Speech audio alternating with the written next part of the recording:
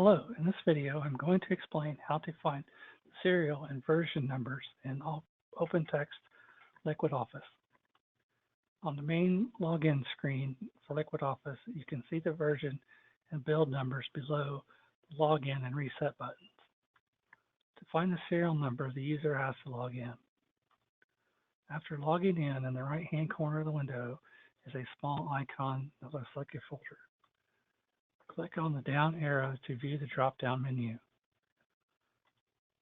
Click on the first option, Management Console. You'll need to log in again before continuing.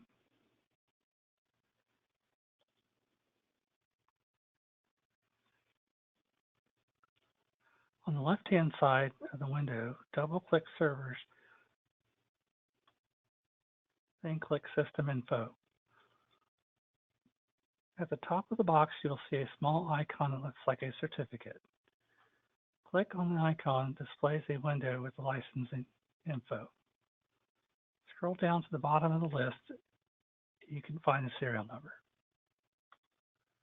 That concludes this video on how to find the license serial number in LiquidOffice. Thank you for watching, and if you have any other questions about LiquidOffice, please contact us at Optiform.